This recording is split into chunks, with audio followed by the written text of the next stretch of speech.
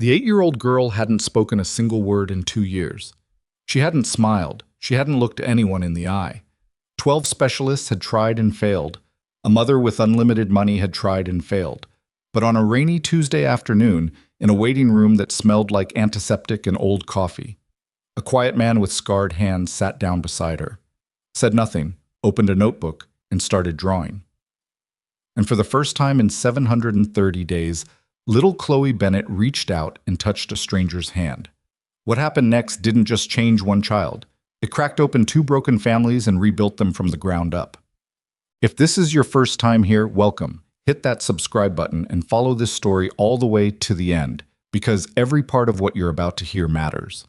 If something in this story moves you, press like and drop a comment telling me the city and country where you're watching from. I want to see how far this story travels. Now let's begin. The waiting room at Clearwater Children's Therapy Center was the kind of place that made adults uncomfortable in ways they couldn't quite name. It was clean enough. The chairs were padded. Someone had painted cartoon fish along the bottom half of the walls, bright blues and yellows that were clearly meant to feel cheerful. But there was always something underneath the cheerfulness, a tension that parents carried in through the front door and couldn't put down, no matter how hard they tried to look calm for their kids. Ethan Cole had been coming here for 6 weeks with his daughter Mia, and he still hadn't figured out how to feel normal in that room. He sat in the far corner, the one with a clear sight line to the entrance and the hallway both. Old habit, the kind that never fully switched off. He was 37 years old, broad across the shoulders, with hands that didn't quite fit the image of a man sitting in a pastel-colored waiting room. There was a scar along the back of his left forearm that he'd stopped noticing years ago. His jaw carried about 3 days of growth, not because he was making a statement, just because mornings with a 7-year-old were chaotic enough without adding a razor to the equation. I was wearing a gray Henley and dark jeans, and he had a paper cup of coffee from the machine in the hallway that tasted like hot water someone had described coffee to. He drank it anyway. Mia was in with her therapist, Dr. Paulson, for another 40 minutes. Ethan had learned not to sit too close to the therapy corridor. He could hear things through those thin walls sometimes. Not words, just tones. The sound of his daughter working through something. It was harder to wait when he could hear it. So he sat in the corner and looked at nothing. That was when he first noticed the girl. She was sitting against the opposite wall, knees pulled up, arms wrapped around them, making herself as small as she possibly could. She had dark hair and was wearing a yellow rain jacket that was a size too big, the sleeves pushed up to her elbows. She was staring at the floor with the kind of concentration that wasn't really concentration.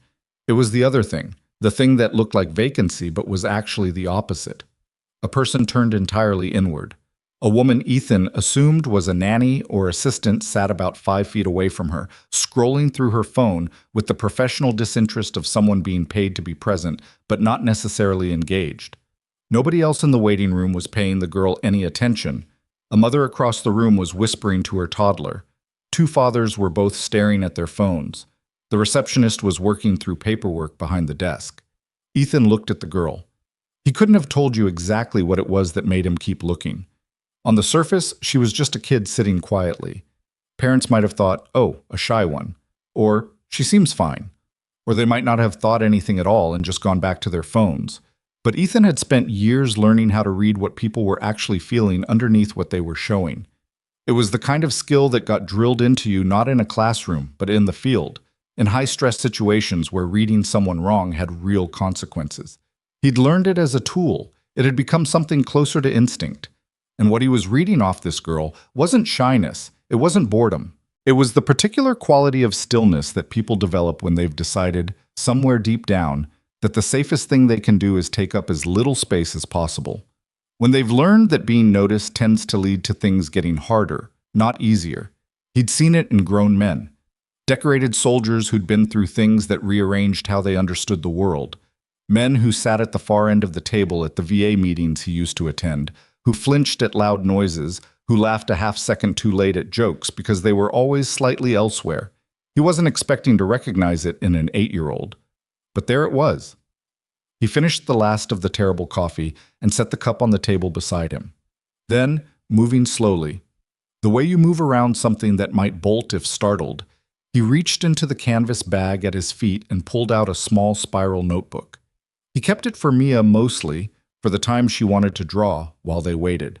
He also kept a pack of colored pencils rubber-banded to the cover. He didn't make a decision exactly. He just stood up and crossed the room in a wide, unhurried arc that didn't point itself directly at her, and sat down on the floor about 6 feet away, his back against the wall, legs stretched out in front of him. Not facing her, parallel. He opened the notebook and started drawing. He wasn't a good artist. He'd never pretended to be. He drew the way a person draws when they're doing it to pass time rather than to produce anything. Loose, slightly lopsided shapes, lines that didn't quite connect where they were supposed to. He started with a dog. Not a realistic dog, just the approximate concept of one. 4 legs, a tail that curled up at the end, ears that were maybe slightly too large for the head. He drew quietly for a couple of minutes. He didn't look at the girl.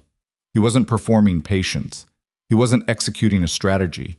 He was just sitting with her in the way that he'd learned, slowly, over years that cost him a great deal, was sometimes the only thing that worked. Not talking, not trying, not needing anything back, just being in the same space without pressure. He added a small bird sitting on top of the dog's head. From his peripheral vision, he caught movement. The girl had shifted slightly. Her arms were still around her knees, but she'd raised her head, just fractionally, in his direction. He didn't react. He kept drawing. He added a second dog next to the first one, this one with a slightly more dignified posture and a tiny hat, because Mia would have insisted on the hat. He heard the girl's rain jacket rustle. He looked up, not directly at her, but in her general direction, and gave a short, neutral nod. Then he looked back at the notebook. After another minute, he heard small footsteps. She sat down about 3 feet from him. Not close, not far. She watched his hands without making eye contact with his face. He added a flower in the corner of the drawing. Then he held the notebook slightly to the side so that she could see it better if she wanted to. She leaned forward, just slightly. He turned the notebook toward her and held out one of the colored pencils, a blue one, holding it loosely in the air between them, no expectation attached. A long moment passed. Then, with the deliberate care of someone making a very significant decision, she reached out and took it. She looked at the page for a moment. Then she bent down and, in the upper corner, drew a small, careful sun. 6 rays, evenly spaced. She pressed hard enough that the lines were sure. Ethan looked at the sun. "Good spot for it," he said, quiet, conversational. Then he went back to his drawing. She kept the blue pencil and studied the notebook. Then she added something else, a small figure standing under the dog. A girl, roughly sketched, with long hair and arms at her sides. Neither of them said anything else. They sat there like that for another 10 minutes, adding small things to the drawing, not talking, not performing any particular feeling at each other. The nanny glanced over twice but didn't intervene. The rest of the waiting room continued its business. Ethan had no idea who this girl was. He hadn't been paying attention when she came in, didn't know her name, didn't know what had brought her here. He was just a man waiting for his daughter, sitting on the floor of a children's therapy center, sharing a notebook. That was when the door opened. He heard the click of heels, fast, purposeful, the sound of someone who didn't have a lot of patience for their own schedule. And then a voice, low and controlled, the kind that had learned not to let urgency show. "Chloe." The girl beside him went very still. Ethan looked up. The woman standing near the entrance was 30, maybe 31. She was dressed like someone coming from an important meeting, blazer, dark slacks, hair pulled back. But the composure was working harder than it looked. Her eyes went to the girl first, then to Ethan, and the warmth that had briefly crossed her face when she saw Chloe shifted into something more careful. She crossed the room and crouched down so she was at the girl's level. "Hey, sweetheart, I came as fast as I could." She glanced at Ethan again, the same controlled look, this time with a visible question behind it. "Chloe and I were working on something," Ethan said, nodding toward the notebook. The woman looked at the drawing. Her expression shifted. Something cracked open in it for just a second, something she pulled back quickly. "She was drawing?" she said very quietly. "She added the sun," Ethan said, "and the girl." The woman looked at Chloe. Chloe was still watching the notebook. She hadn't looked up. "I'm Isabella Bennett," the woman said, standing back up and extending her hand to Ethan. Professional reflex. But her voice had changed. It was slightly less polished now, the edge of something real coming through it. Ethan Cole. He shook her hand. I was just waiting for my daughter. Your daughter comes here? 6 weeks now. He paused. Chloe, yours? Isabella looked at her daughter for a moment before she answered. Yes, she said. And then, like she was telling him something she didn't usually say out loud, she hasn't drawn anything in almost 2 years. Ethan looked down at the notebook, at the careful sun in the upper corner, 6 rays, evenly spaced, the small figure standing beneath the dogs.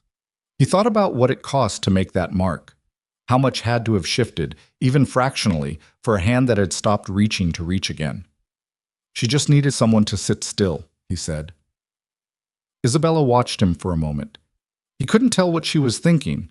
She looked like a woman who was very good at not letting people know what she was thinking, and also like someone who was very tired of that being the thing she was good at. She doesn't usually, Isabella started. Then she stopped. She tried again.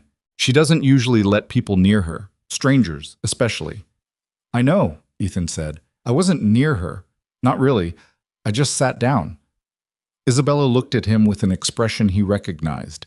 It was the look of someone recalculating, adjusting a picture they'd already formed.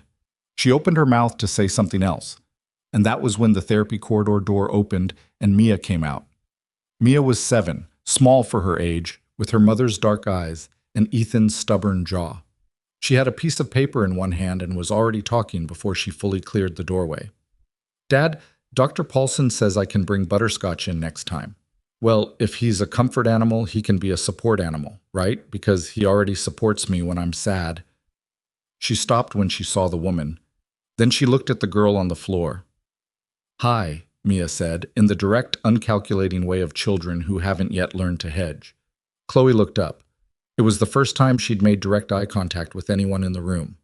Mia studied her for a second.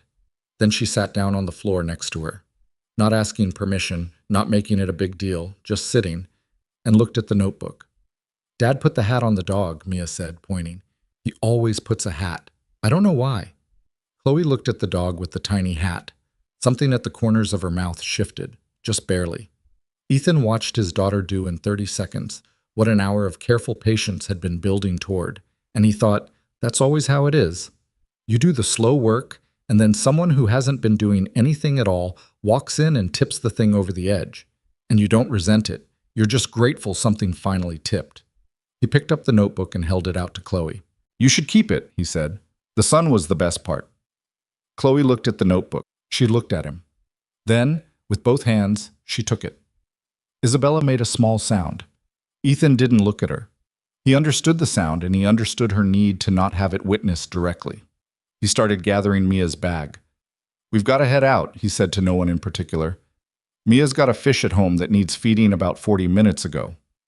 His name is Butterscotch, Mia announced to the room. That's a good name for a fish, said the nanny, looking up from her phone for the first time. Ethan stood and helped Mia into her jacket. He was aware of Isabella watching him, and he was aware of Chloe holding the notebook against her chest with both arms the way children hold things they've decided are theirs. As he turned toward the door, Mia paused and looked back at Chloe. You can come next time, Mia said simply. We usually bring crackers. Then she took Ethan's hand and they walked out into the gray afternoon. The rain had eased up to something barely worth calling rain. The parking lot was wet and reflected the streetlights in long, pale streaks. Mia chattered about Butterscotch the whole way to the car.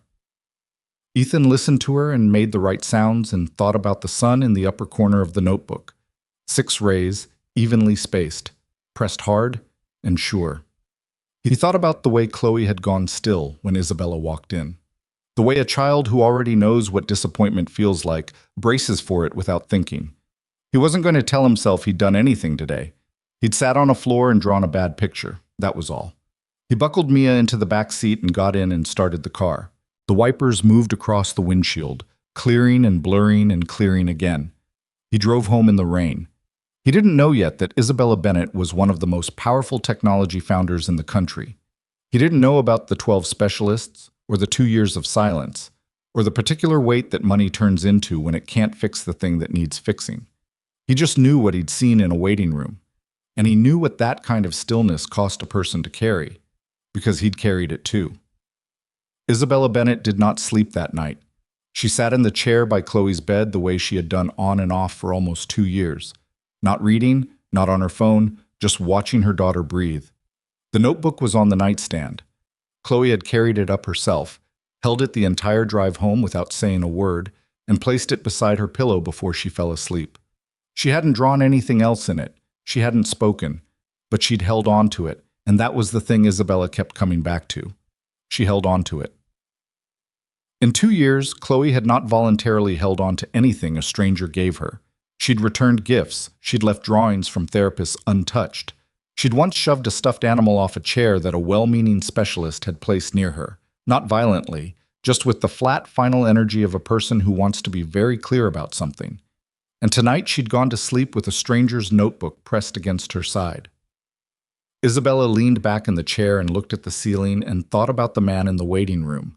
He hadn't introduced himself. He hadn't explained what he was doing.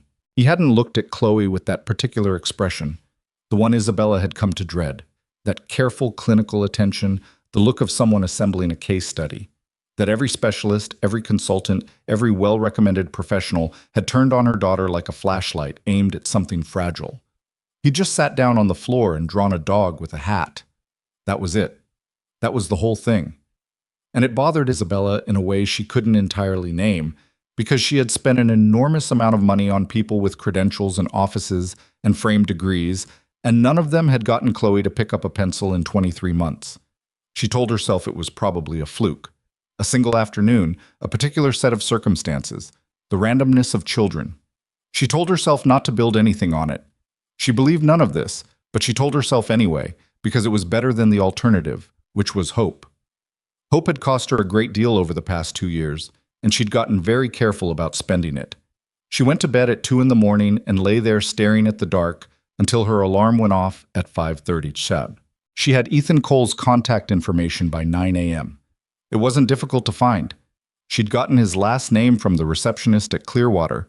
She knew the woman slightly, had made a donation to the center's equipment fund 6 months ago.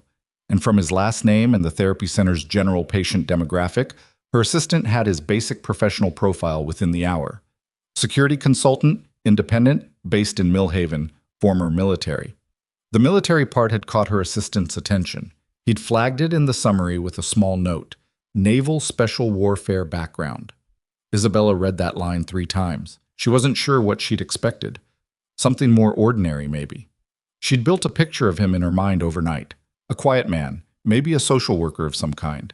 Someone trained in child psychology or developmental therapy. The kind of person who ended up in that specific waiting room because that was the world he moved through professionally. Naval Special Warfare was a different picture entirely. She sat with that for a while, trying to refit the man she'd seen. The gray Henley, the paper coffee cup, the unhurried way he'd sat down on the floor, into that context. It was strange how well it worked, actually, once she tried.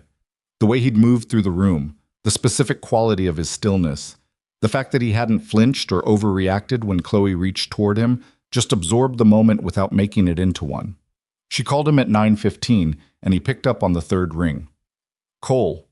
His voice was the same as yesterday, direct, not unfriendly. Mr. Cole, this is Isabella Bennett. We met yesterday at Clearwater. She paused. My daughter Chloe. I remember, he said. The son. The simplicity of it stopped her for half a second. Yes, she said. The son. She collected herself. I wanted to call because Chloe slept with the notebook last night. She hasn't. That's not something she normally does.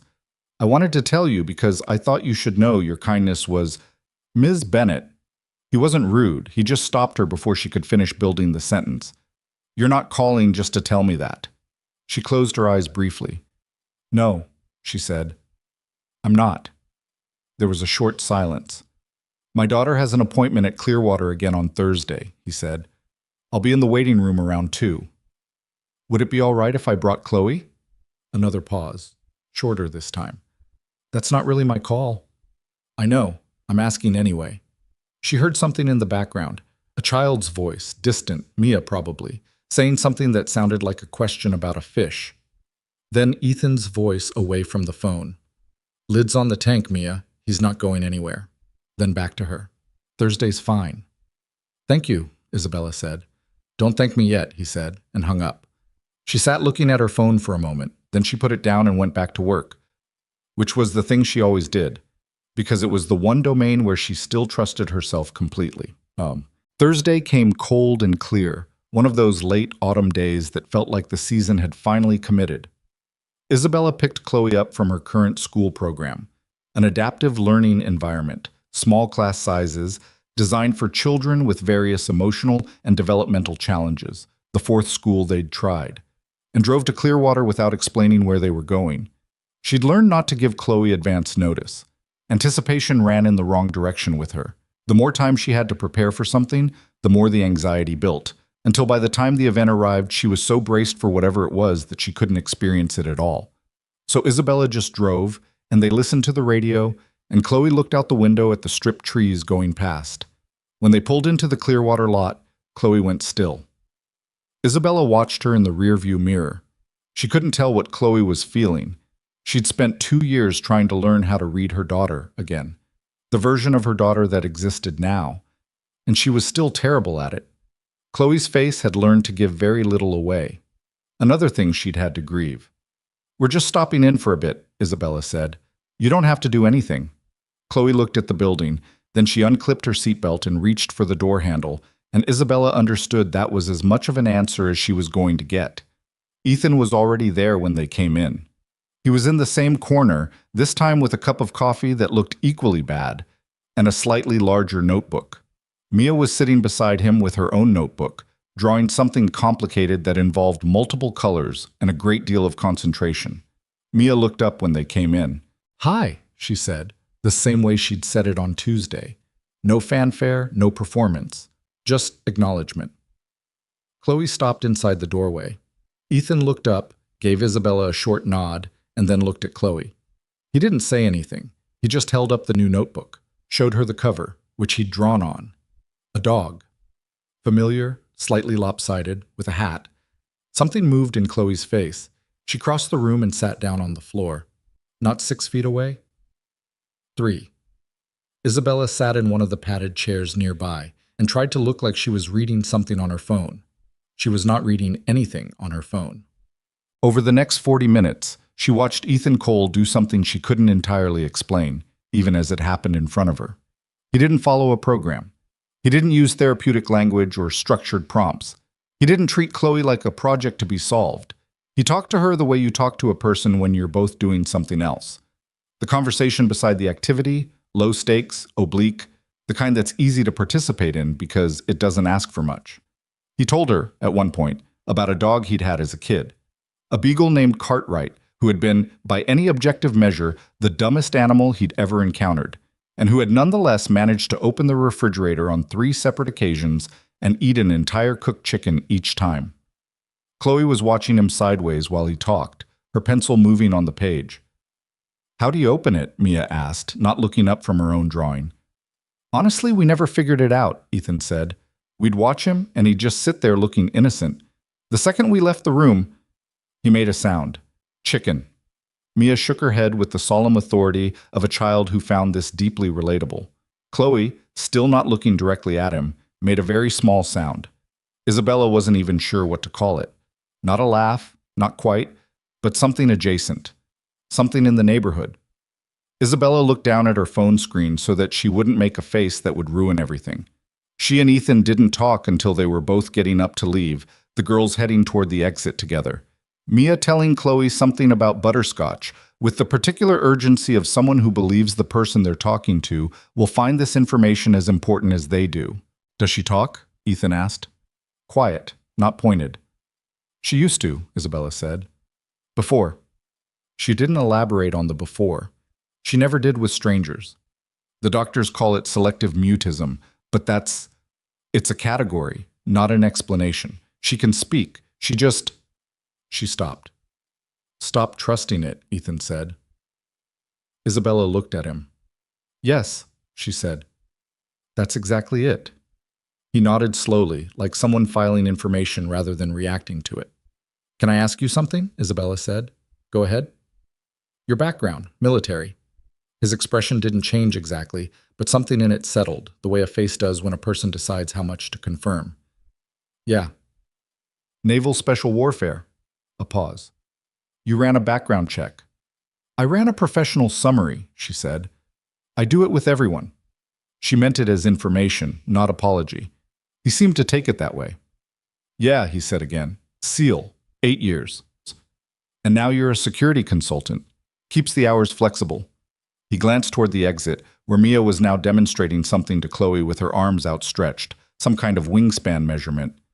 Kid needs a parent who's actually around. Isabella watched the girls. Your daughter's therapy, she said carefully. Is it? She lost her mother, Ethan said. 2 years ago. So. He said it without self-pity or performance, just laid it out there, a fact among other facts. She's doing okay, better than okay most of the time, but we come here. I'm sorry, Isabella said. He shrugged with one shoulder, not dismissing the condolence, just not knowing what else to do with it. She understood that. You have a way with Chloe, she said.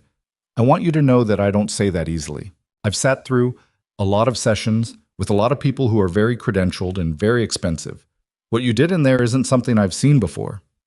He looked uncomfortable. Not falsely modest, actually uncomfortable. Like praise was a texture he found unpleasant. I just sat down, he said. That's what I mean, she said. He thought about that for a moment. The girls had pushed through the front door and were standing on the front step in the cold air. Mia's voice carried back in, something about a fish. What happened to Chloe? He asked. If you don't mind me asking. Isabella was quiet for a moment. She'd told the story enough times that she'd developed a clinical version of it, something she could deliver without it costing her too much. She used that version now. When Chloe was 6, we had a car accident. I was driving. A driver ran a red light and hit us on the passenger side, where Chloe was sitting. She paused. She wasn't seriously injured physically. A broken wrist, some lacerations. Nothing permanent, but she was trapped in the vehicle for almost 40 minutes before the first responders could get her out. Alone. I was unconscious. She stopped there. Ethan was listening in the way he listened, fully, without filling the space. She was calling for me the entire time, Isabella said. Or she did at first, and then she stopped. She looked toward the exit. When she stopped calling, everyone thought she'd passed out. She hadn't. She just stopped. A beat of silence. By the time I came around in the ambulance, she was already changed. The doctors kept saying it was acute trauma response, that children recover, that she'd come back to herself. She drew a careful breath. It's been 2 years. Ethan was quiet for a moment. Then, she was alone for 40 minutes and no one came. Yes. And now she doesn't trust that calling for someone will work. Isabella turned to look at him. He wasn't saying it to demonstrate insight. He was saying it the way you say something when you recognize it. That's what her therapist believes. Yes, she said. Makes sense, he said simply. She waited. I've seen it, he said. Not in kids, in other contexts. He didn't go further into that, and she didn't push. The mechanism's the same. Person reaches out, nothing comes. They reach out again, nothing. At some point, the brain does the math and decides reaching out is the thing that's costing them, not the problem itself. So they stop. And how do you fix it? She asked. She heard the word fix and wanted to take it back. It wasn't the right word, but he didn't react to it. You don't fix it, he said. You just show up enough times that the math changes. Isabella looked at him for a long moment. She had a very good instinct for people. It had kept her alive in a business environment that had eaten a lot of people whole. And her instinct about Ethan Cole was that he was someone who said less than he knew and meant more than he said. I'd like to ask you something, she said, and I want you to know before I do that I understand you can say no and it changes nothing. He waited. I'd like to pay you to spend time with Chloe, she said. Not as a therapist, not in any formal capacity, just the way you have been, 2 or 3 times a week, somewhere comfortable, maybe outside when the weather holds. I'll compensate you fairly and we'll work around Mia's schedule. The silence after that was longer than any of the previous ones. I'm not a therapist, he said. I know that. I don't have any training in child psychology. I know that too. I'm just a guy who sits on floors. I know, she said, and that's exactly why I'm asking. He looked out the door at the girls. Mia had apparently found something on the ground, a leaf, or a rock, and was showing it to Chloe with great seriousness. Chloe was looking at whatever it was with focused attention, which for Chloe was a kind of engagement. Isabella watched him watching them.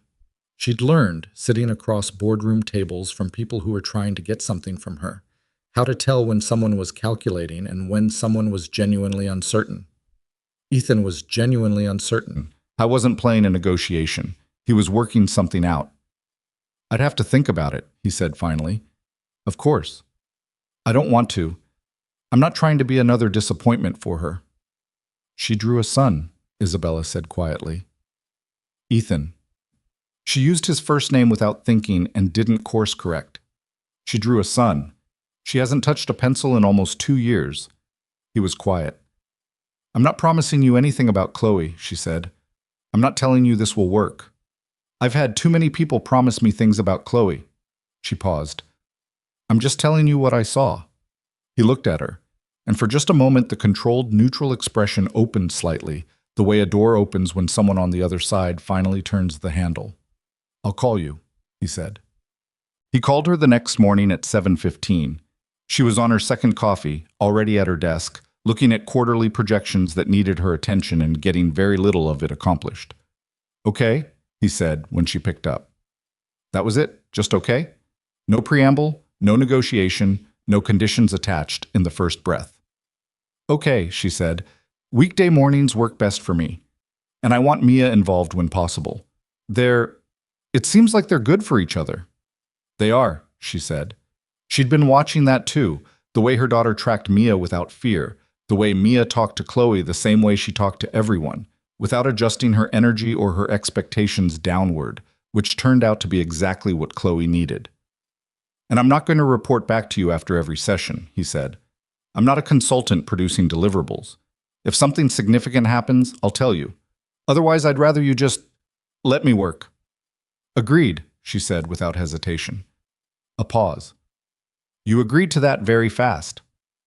I've been micromanaging this situation for 2 years, she said. It hasn't helped. Something in the quality of his silence shifted. Not surprise exactly. More like recalibration. Okay, he said again. Monday morning then. He hung up before she could say anything else. Isabella put the phone down and looked at the quarterly projections. She thought about a girl sleeping with a notebook pressed against her side. She thought about a man who described himself as a guy who sits on floors, and who somehow had more real instinct for what her daughter needed than anyone she'd hired with actual credentials. She thought about what it might mean for a child who had stopped calling out into silence to slowly learn that some silences could be sat with. She allowed herself carefully the small and fragile things she'd been keeping out. She let herself hope. Just a little, just enough. She'd been wrong before. She knew that. She'd built on smaller things than this and watched them come to nothing. And she'd done that particular kind of grieving that doesn't have a name because it's not for a loss that happened once, but for a loss that keeps happening, keeps asking you to hand over the same thing. She knew all of that. But she also knew what she'd seen in that waiting room. And she knew what she'd seen on her daughter's face. Fractional, barely visible, but there. When Ethan held up a notebook with a dog on the cover. She pulled the quarterly projections back toward her and tried to work. She got through about 4 lines before she gave up and sat very still in her expensive chair, in her expensive office, holding a feeling she didn't know yet whether she could afford, and deciding, because it was the only decision she had left, to hold it anyway. Monday came with a sky the color of old pewter and a wind that had made up its mind about something unpleasant. Ethan showed up at 8:50 with Mia and 2 paper bags from the diner 3 blocks from their apartment, eggs and toast for the girls, coffee for the adults, a small container of orange juice that Mia had insisted on because she was going through a phase of believing orange juice cured everything. I wasn't sure how Isabella felt about diner food arriving at her front door, but he wasn't going to show up empty-handed, and he wasn't going to pretend the coffee from places like this wasn't better than whatever a machine in her kitchen produced. The house was not what he'd expected, which was his own fault for expecting anything. He'd looked up Isabella Bennett the night before, enough to understand the scale of what she'd built, the kind of company profile that showed up in the first 3 search results, the net worth estimates that financial publications threw around, and he'd braced himself for something that announced all of that at the front door. Gates, probably. A driveway long enough to think about things. Instead, it was a house on a quiet street in a good neighborhood, large but not aggressively so, with a front yard that had an actual lawn and a porch with a wooden swing that needed repainting. There was a clay pot by the front door with a dead plant in it that nobody had gotten around to removing yet. He appreciated that detail in a way he couldn't have explained. He rang the bell and heard footsteps, and then Isabella opened the door. She was in dark slacks and a light sweater, hair down for the first time. She looked slightly more like a person and slightly less like a press photo of herself. She looked at the paper bags. "You brought food." "Eggs get cold fast," he said. "We should probably move." She stepped back to let them in.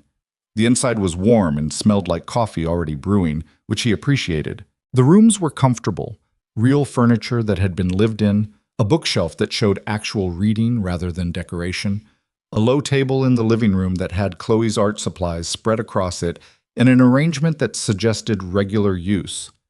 That detail stopped him for a second. He filed it without comment. Chloe was sitting at the end of the couch in a sweater that was clearly her favorite based on how worn it was at the cuffs. She was watching them come in with the particular alertness she had, that way of tracking without appearing to track. When Mia walked past Isabella and dropped herself onto the other end of the couch as if she'd been doing it for years, Chloe's shoulders dropped about half an inch. "Your fish okay?" Mia asked, pulling her own notebook out of her bag. Chloe looked at her, then she held up 2 fingers. Mia nodded seriously. 2 is good. 3's too many. Dad has a theory about fish. "It's not a theory," Ethan said, setting the bags on the kitchen counter. "It's an observation." "What's the observation?" Isabella asked, pulling mugs from a cabinet. "More than 2 fish in a tank and they start having politics," he said. Mia pointed at him from across the room. "See? Theory." From the couch, a sound. Small, brief, but distinct. Ethan did not react. He busied himself with the coffee cups. Beside him, he heard Isabella set a mug down carefully, the sound of someone controlling the impulse to turn around. Chloe had laughed. Not fully, not openly, just the outline of one, the shape of something that had been under a lot of pressure for a long time, and found a hairline crack to move through. That was how the first Monday went. They built a routine over the following weeks, the way you build most things that actually last, not by planning them too carefully, but by accident and repetition and small adjustments. Tuesdays and Thursdays, Ethan and Mia came in the morning. Sometimes they brought food, sometimes they didn't, depending on what the morning had been. They stayed 2 hours, sometimes 3 when the conversation ran somewhere interesting, and nobody looked at a clock. Ethan didn't structure the time. He didn't bring activities or plans. He showed up the way he would show up to spend time with a person he liked, and he treated Chloe accordingly. As a person he liked, whose communication happened to take a different shape than most people's. He learned things about her gradually, the way you learn things about anyone you spend time with. She was precise. When she drew, she measured proportions in her head before she committed a line to paper, and she was bothered when something came out wrong in a way she didn't bother to hide. She'd flip back to a page she'd worked on before and study it with a dissatisfied expression, and Ethan thought, "Yeah, I understand that, the gap between what you intended and what you actually produced. That particular specific frustration." She was also funny in a way that was still emerging. Not verbally, not yet, but in small physical ways. The dry, exact timing of a look, the way she'd position a drawing to make a point that was sharper than anything she'd have said out loud. One Thursday, she produced a sketch of what was clearly meant to be Ethan attempting to draw. The figure in the picture had one hand on the page and the most defeated expression she could render, and showed it to Mia without showing it to him first. Mia had made a sound like she was trying not to choke. "Can I see?" he'd said. Chloe had considered this, then turned the notebook to show him. He'd looked at it for a moment. The figure really was accurate in its hopelessness. "I don't look like that," he said. Chloe had tilted her head in a way that meant, "You absolutely do." "You're tough," he told her. She'd pulled the notebook back and added a small detail to the figure, a paper cup of bad coffee in one hand. "Okay," he said. "Fair." These were the increments. They didn't feel like progress in the moment, which was the point, because the moment you started measuring progress, you started putting pressure on it, and pressure was the thing that had been applied to Chloe for 2 years with diminishing returns. So Ethan didn't measure. He just showed up, which turned out to be its own kind of discipline. the discipline of not needing something to happen. He'd learned that discipline the hard way. Not from any book or program. From the kind of situations where you waited for long stretches in conditions that would try the patience of anyone, where the habit of needing something to happen could get you killed because it made you move when you should have stayed still. He'd learned to be comfortable in the waiting. And so they waited together, him and Chloe, in their particular way. And slowly, incrementally, the distance between them, not physical distance, but the other kind, the kind that gets built out of caution and disappointment, shortened. Whoa. Isabella watched most of this from the middle distance. She'd agreed to Ethan's terms. Let me work. Don't debrief me. Don't manage this. And she meant to honor them. But she was a person who had built a company from a two-person operation to a workforce of 1,200 by being acutely attentive to everything happening around her, and asking her not to pay attention was like asking someone to turn off a sense they'd been developing for 15 years. So she was present, but carefully so. She worked at the kitchen table during sessions, or moved through the back part of the house where she could hear but not hover. She resisted the pull to come into the living room and check how things were going. She resisted it the same way she'd had to resist calling specialists in the middle of the night in the early months, when the urge to do something, anything, to fix what was happening to Chloe had been almost unbearable. The one morning she did walk through, she'd needed something from the bookshelf and told herself it couldn't wait, which was not entirely honest. She caught a moment she hadn't been prepared for. Ethan was sitting on the floor beside the coffee table, which he'd taken to doing naturally, as if chairs were a formality he'd agreed to participate in elsewhere, but saw no need for here. Chloe was sitting beside him, close enough that their arms were nearly touching. They were both looking at something in the notebook, a drawing Chloe had been working on across 3 sessions now, something elaborate and difficult that she kept returning to. Ethan was saying, quietly, "The line here is fighting you because you're holding the pencil too tight. Your hands brace like you're expecting something to go wrong." Chloe looked at him sidelong. "Here." He held out his hand, palm up. She put the pencil in it. He held it between 2 fingers, loose. "Like this. You're not trying to control where it goes, you're just suggesting." He handed it back. She looked at the pencil for a moment. Then she adjusted her grip and bent back over the page.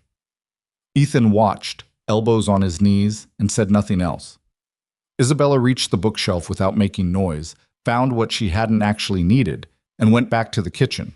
She stood at the counter and looked out the window at the dead plant on the porch that she still hadn't thrown away, and felt something loosen in the middle of her chest, the way something does when it's been wound tight for a very long time and finally finds a direction to unwind into. She didn't go back through the living room. It was Mia who told her what Ethan never would have. It happened on a Thursday afternoon in November, about 5 weeks in, when Ethan had stepped outside to take a work call. Something to do with a client site assessment, logistics that he'd said would take 15 minutes. Isabella was in the kitchen, Chloe had gone upstairs to get a different pencil, and Mia was sitting at the kitchen table eating a cracker with the focused satisfaction of someone who considers a cracker a complete experience. "Your daughter is getting better," Mia announced. Isabella looked up from her laptop. "I think so too." "Dad's good at that," Mia said, "making people better." She was very matter-of-fact about it. "He did it for me when Mom died. He never told me what to feel. He just stayed there." Isabella set her coffee cup down. Mia broke the cracker in half and studied both pieces. "He cried, though. At the beginning. I heard him at night sometimes. He didn't know I could hear." She looked up.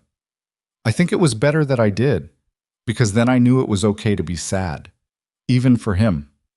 Isabella didn't say anything. She understood that this was one of those moments that closed up if you tried to put a hand into it. "He misses her," Mia said. "Mom, but not the way that makes everything stop.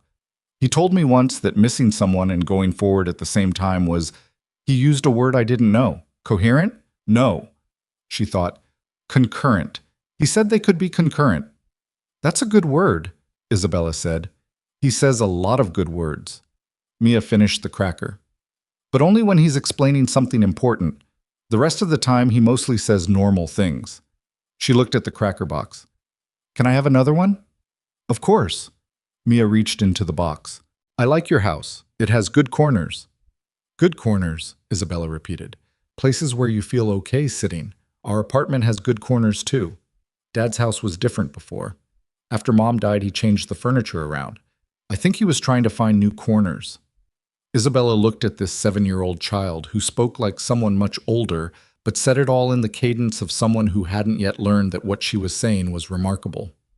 Did you find them? Isabella asked. New corners? Yeah, Mia said. This is one. She held up the cracker. Food helps. Isabella laughed. It came out of her before she had a chance to shape it or decide whether it was appropriate. A real laugh, warm and startled, and Mia grinned at it the way children grin when they've produced an effect they weren't quite trying for. The moment that changed things happened on a Wednesday, which wasn't even one of their scheduled days. It had been Mia's idea. She'd asked Ethan in the particular way she asked for things, not demanding, just laying the request out matter-of-factly and trusting it would be considered, whether they could go to the park because she wanted to show Chloe the big oak tree by the east entrance that had a branch perfect for sitting on. Ethan had checked the weather, found it acceptable, and called Isabella, who had said yes before he finished the sentence. The park was mostly empty on a Wednesday morning in mid-November. The sky was the flat, bright white of a day that couldn't decide about itself. Their breath showed in the air. The girls went ahead. Mia moved with her usual self-directed energy. She'd spotted the tree from 50 yards and was making for it with the intentionality of a person who has a specific goal. Chloe walked beside her, slightly behind, with her hands in her jacket pockets and her eyes moving over everything. Ethan and Isabella walked behind them at the natural distance that opens up when two adults are following children and not trying to close it. Can I ask you something? Isabella said. Seems to be your opener, he said. I've been told I lead with questions. She watched the girls. Your service. The people you lost. You told me once that you understood what Chloe was carrying because you'd carried it. I've been thinking about that. He walked for a moment before answering. What have you been thinking? I've been thinking that you've never told me what actually happened, and I've been thinking that I don't have the right to ask. She paused. But I'm asking anyway. I was quiet long enough that she thought he wasn't going to answer. The girls had reached the oak tree. Mia was already testing the low branch with both hands. Last deployment, he said finally. I was team leader, 6 guys on an extraction, pulling a contractor out of a situation that had gone sideways in ways we hadn't been briefed on. It was supposed to be 4 hours. He stopped. It ran 3 days. And at the end of 3 days, I brought 4 of my 6 guys home. Isabella said nothing. 2 didn't make it back, he said. Hardin and Kowalski. Dave Hardin had a daughter. Kowalski was engaged. Wedding was 3 months out. He said the names with the steadiness of someone who'd said them many times privately and learned that the only way to say them out loud was to let them be plain. I made decisions over those 3 days. Some of them I'd make the same way again. Some of them, I don't know. You don't get to find out. That's the part that stays.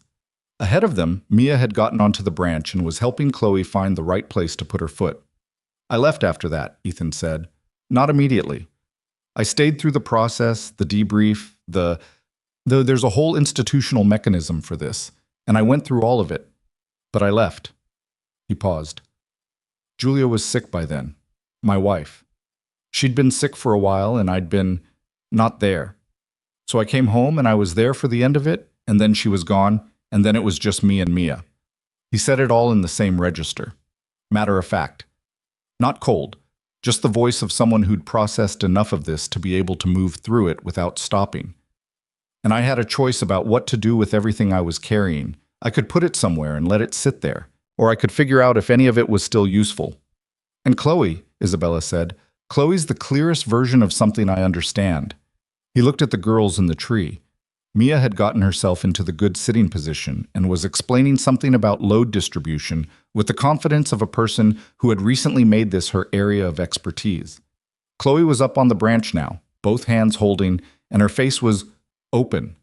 The shuttered quality was still there at the edges, but the center of it had cracked into something that wasn't quite wonder, but was in that direction. I know what it feels like to stop trusting that calling out will do any good.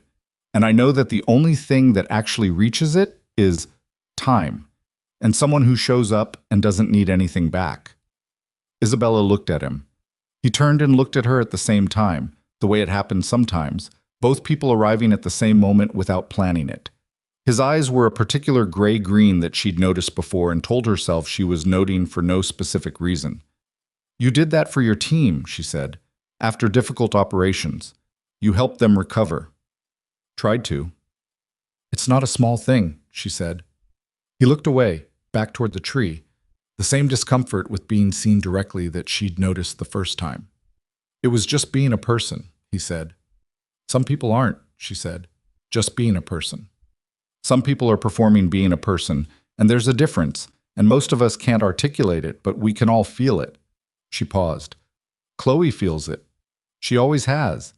Even before the accident, she was perceptive about people, about who was actually present and who was going through motions." She looked at her daughter in the tree. She stopped reaching because reaching kept finding nothing. "You're the first person she's reached toward in 2 years. I think it's because you're actually there." He didn't say anything to that, but he didn't argue it either. In the 3rd week of December, the first full sentence came. It came the way the important things tend to come, sideways, when nobody was braced for it, when the moment was ordinary enough that there was no particular weight attached. They were in the kitchen.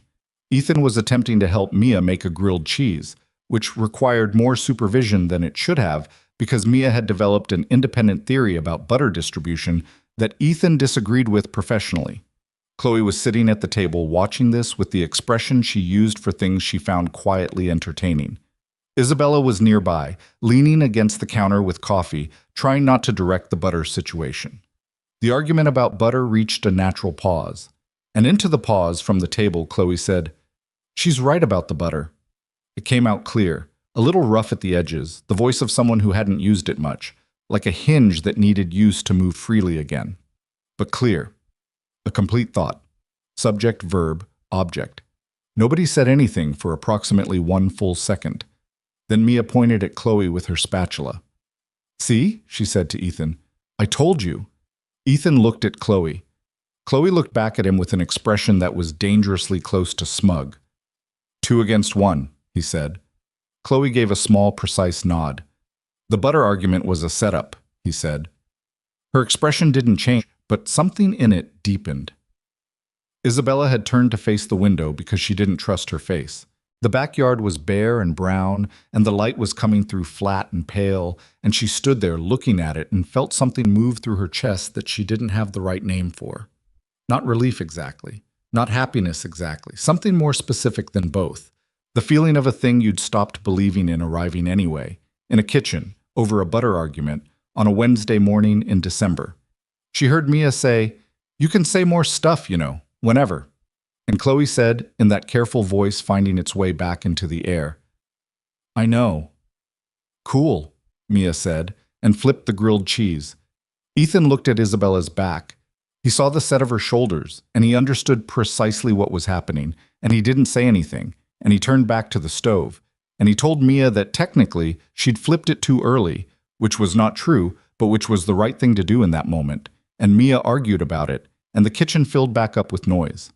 Isabella got herself together by the time she turned around. Her eyes were dry. She was a person who had developed very good control of herself over many years. But her hands, when she set the coffee cup down, were not entirely steady. And she saw Ethan clock it without looking directly at her, the small peripheral awareness he had of everything in a room, and she understood that he'd seen it and was letting her have the privacy of pretending he hadn't. She was grateful for that, more than she would have expected. The weeks that followed were not a straight line. Nothing real ever is.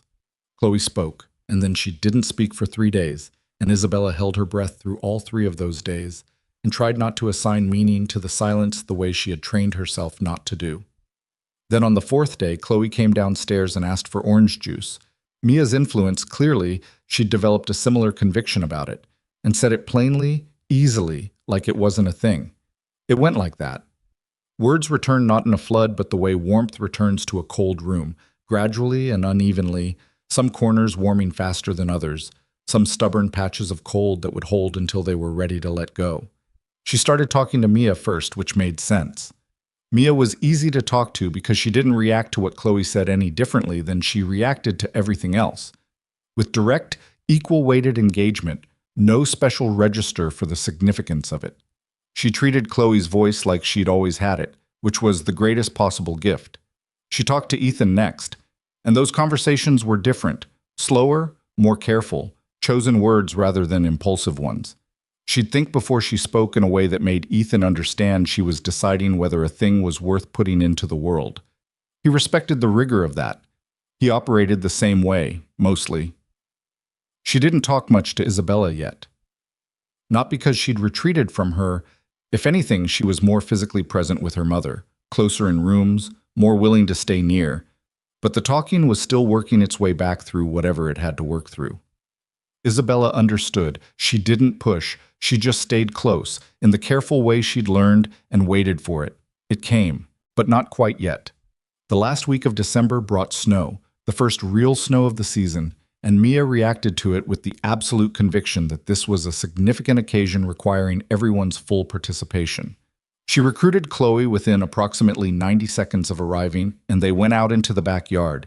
And Ethan stood at the back door with his coffee and watched his daughter teach Chloe the specific aerodynamics of a good snowball, which mostly involved Mia throwing several bad ones and analyzing them critically until she arrived at a technique she was satisfied with.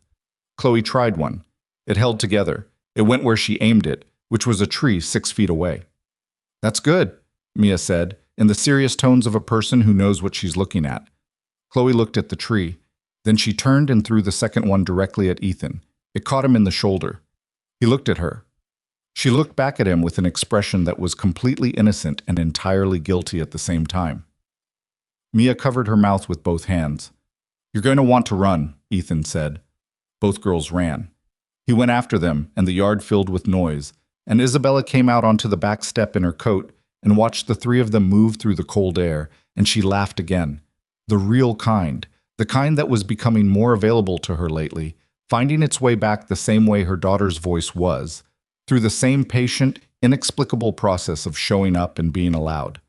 She went in and made hot chocolate, because it was the only thing she could think of that felt like the right response to a moment like that one. Ethan came in last, brushing snow off his shoulder, and looked at the 4 mugs on the counter. He looked at her. She handed him one. "She threw it at you on purpose," Isabella said. "I know," he said. "She's been planning that for about 3 sessions." He looked surprised. "You think?" "She had the angle," Isabella said. "She was waiting." He looked out the window at the yard where the girls were making something in the snow. An ambitious project, unclear of category, requiring extensive discussion between them.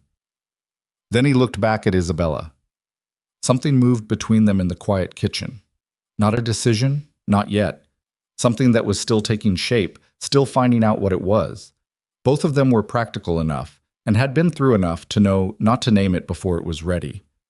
"Good," he said finally, about Chloe and the planned snowball. He almost smiled. She's learning to trust her aim. Isabella wrapped both hands around her mug and looked at him, and she thought, yes, that's exactly it. That's what all of this has been. Learning to trust the aim. Learning that when you reach toward something, your hand might actually find it. She was starting to think that lesson applied to more than one person in this house. January came in hard.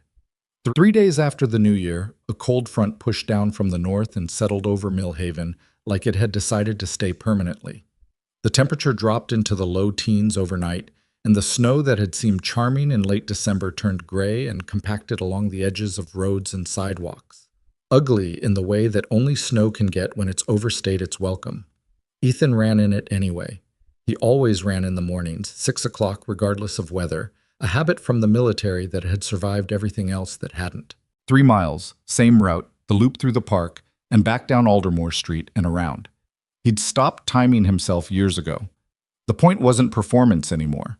The point was the 28 minutes where his mind could move without needing to produce anything. He thought about a lot of things on those runs. He thought about Mia, the small logistics of her life, the things she'd said the day before, the things she was working through in therapy that Dr. Paulson updated him on in their monthly parent sessions.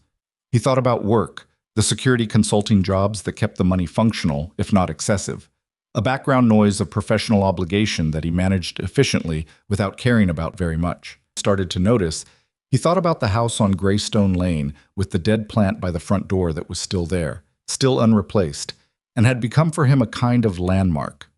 He didn't examine this too carefully. Ethan Cole had a long history of not examining things until they demanded examination, which was either a flaw or a survival strategy depending on the context, and he was aware it was probably both. What he knew, running through the gray January cold, was that the situation had shifted. Not dramatically, not in any way he could point to and date, but something between the beginning of November and now had changed its shape, and he was living inside the new shape without having fully mapped it yet. He finished the run, showered, got Mia fed and her bag assembled, listened to her theory about why butterscotch was smarter than average, which now included the fish successfully predicting bad weather by swimming in circles, and drove her to school. On the way back, he stopped at the diner and got coffee and sat in the window booth for a while and looked at the gray street and let himself think about it plainly. He had a problem, which was that Ethan Cole was a man who had spent the last 2 years becoming very good at not needing anything. Not in the self-pitying sense. He didn't walk around feeling deprived. He had Mia and work and a life that functioned, and he wasn't lonely in the dramatic way because he didn't give loneliness much room. He just contracted, focused on what was essential and let the rest go quiet. It was efficient. It worked. And now it wasn't working, in the specific way things stop working when something you didn't budget for starts taking up space. He drank the coffee and thought about Isabella's hands on the mug, the way she'd handed him the hot chocolate in December, and the expression she'd had in the moment after, not guarded, not performing, just present, in the rare way she was sometimes present when she stopped managing herself for a few seconds. He thought about Mia saying, in the kitchen 3 weeks ago while he was outside, "I like your house. It has good corners." He knew what that meant. He'd thought about it more than made sense. He paid for the coffee and drove home and called a client about a site assessment and worked through the morning and didn't resolve anything, which he'd known he wouldn't, and drove to pick Mia up from school at 3 and listened to her talk about a disagreement she'd had with a classmate about the proper pronunciation of the word particularly. And he gave his opinion when asked and noticed that the thing in his chest that he'd been declining to name had not gone anywhere while he was busy ignoring it. He called Isabella that evening. It was 7:30. He knew Chloe would be in the wind-down part of her night. They'd gotten into that routine. He knew the evening schedule from the mornings, the shape of the household. She picked up on the second ring. "Ethan, I need to tell you something," he said, "about my service. There's more to what I told you in the park, and I think you should know it, given everything." He stopped, bothered by the phrase "given everything" because it was imprecise, and he didn't like being imprecise when it mattered. "Given that you've trusted me with Chloe, you should have the full picture." A pause. "Okay," she said. "Not on the phone," he said. "Can you do Saturday morning? I'll get someone to watch the girls." "Yes," she said, simply. 9 o'clock. There's a diner on Caldwell Street." "I know it." "Okay," he said. And then, because he didn't have anything else planned, he said goodnight and hung up, and sat for a moment in the chair in his living room where Mia had already gone to bed, the apartment quiet around him, and thought about what he'd just committed to and whether he was prepared for it. He wasn't, particularly. But he'd learned a long time ago that prepared was a condition you aimed at and rarely fully reached, and that waiting until you got there was its own kind of failure. What? Saturday. Mia went to her friend Dara's house with considerable enthusiasm and a bag that contained, among other things, 3 drawings she wanted Dara's opinion on and the latest report on Butterscotch's weather-predicting abilities. Ethan dropped her off, drove to Caldwell Street, and found a booth in the back of the diner where he could see the door. Old habit. Isabella came in at 9:02, which he'd already clocked as her pattern. Close to time, never quite on it, the 2 minutes of a person whose life ran slightly ahead of the schedule she set.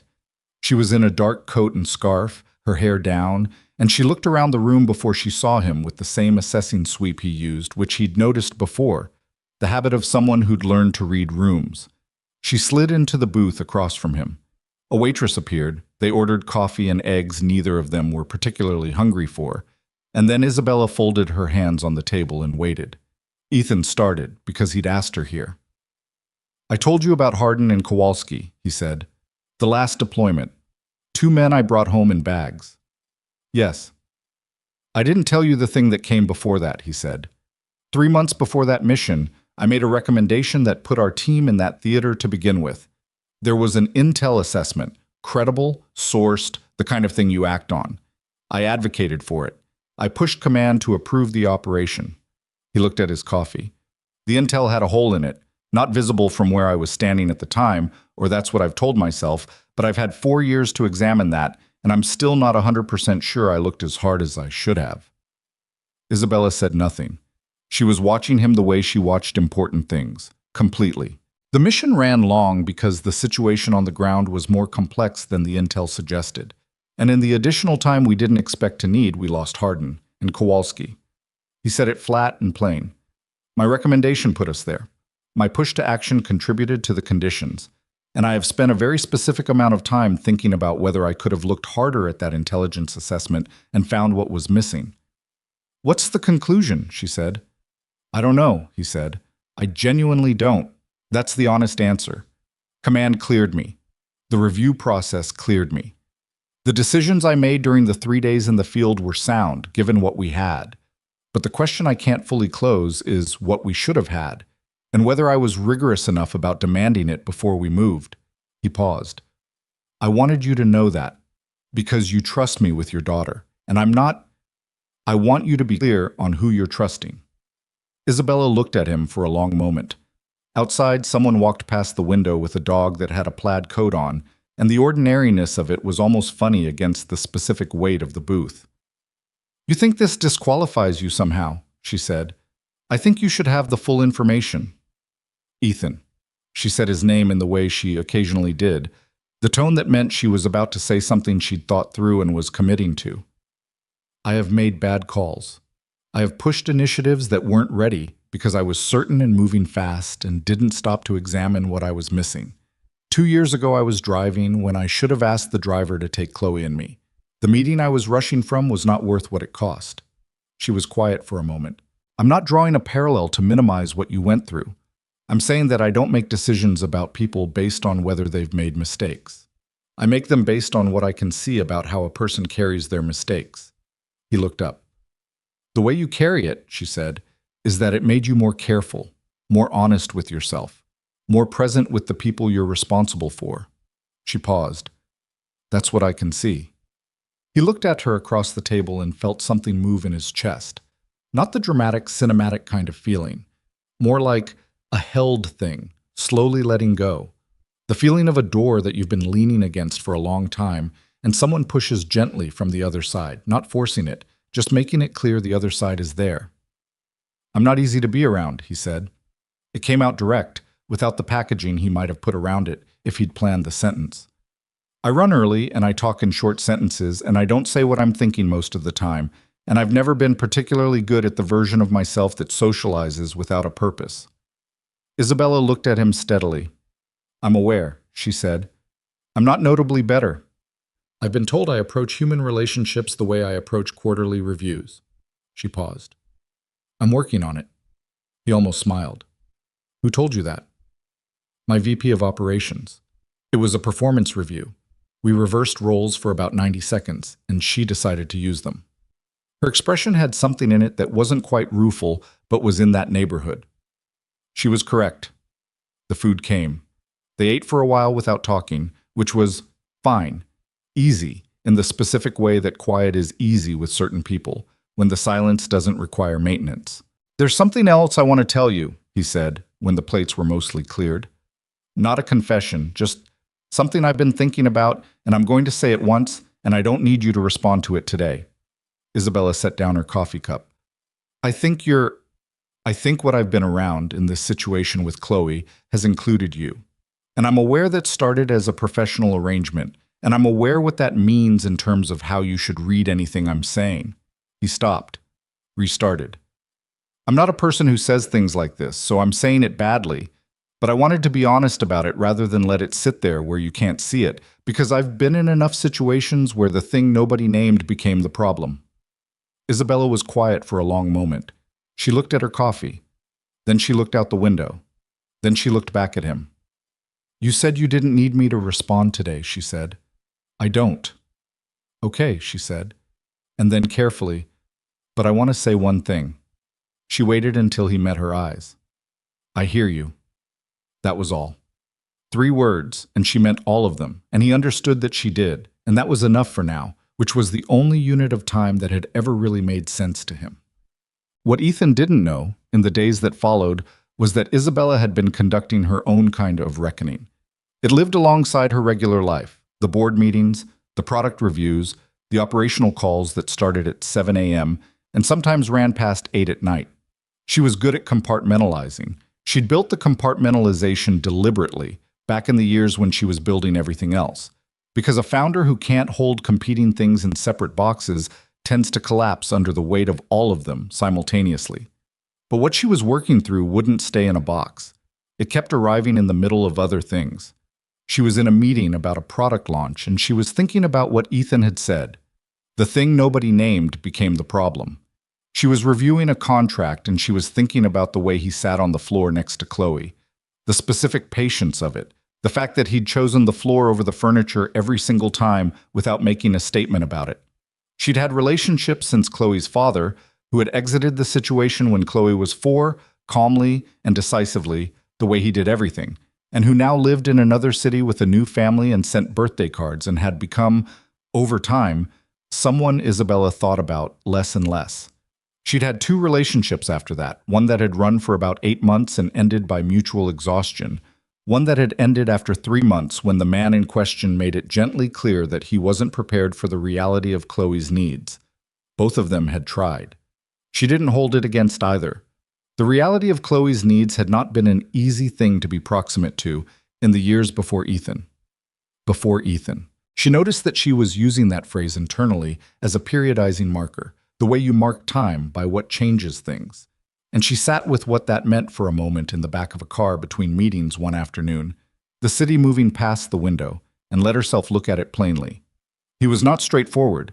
He communicated in compressed, irregular bursts that required unpacking. He had a soldier's instinct for emotional concealment that coexisted, uneasily and imperfectly, with a genuine capacity for care that he expressed through action rather than language. He made bad coffee a non-negotiable part of any morning, and he apparently had strong opinions about fish. He was also the first person she'd met in years who was more interested in what was true than in what was comfortable, which was something she'd spent a long time looking for in the people she kept close and finding, at best, partially. She called her friend Renata on a Thursday night, which she did rarely enough that Renata answered with, "Who died?" "Nobody," Isabella said. "I need to talk." "That's alarming," Renata said. "Hold on, I'm putting the kids to bed. 5 minutes." It was 11 minutes, but Renata came back with a glass of wine and the full attention she was good at when she was willing to deploy it. Isabella told her about Ethan, not the whole arc from the beginning, just enough for context, and then what he'd said at the diner. Renata was quiet for a moment. "He told you he was interested while also saying he didn't need you to respond." "Yes." "And you said you heard him." "Yes." "Isabella." Renata's voice had the fond exasperation of a 15-year friendship. "I have never known you to be indirect about anything in your professional life." "My professional life is easier," Isabella said. "Why?" "Because the stakes are financial," Isabella said. "Money is recoverable." A beat of silence on the line. "Chloe's doing better?" Renata asked. Yes, she asked me this morning whether we could get a dog." Isabella paused. "She asked me." A full sentence, unprompted. "And?" "I said I'd think about it," Isabella said. And she said, in this completely dry voice, "Think fast, because Mia's already researching breeds." She stopped. "She made a joke, Renata. My daughter made a joke." Renata was quiet for a moment. When she spoke again, her voice was gentler. "And Ethan Cole was the one who did that." "Yes." "Then you already know what you think," Renata said. "You called me because you wanted someone to tell you it was all right to think it." Isabella didn't say anything. "It's all right to think it," Renata said. "It's all right to feel things, Isabella. Not everything is a risk profile." "Most things are," Isabella said, but without the certainty she would have had a year ago. The conversation that cracked everything open happened on a Tuesday in the 3rd week of January, and it didn't involve Ethan or Isabella at all.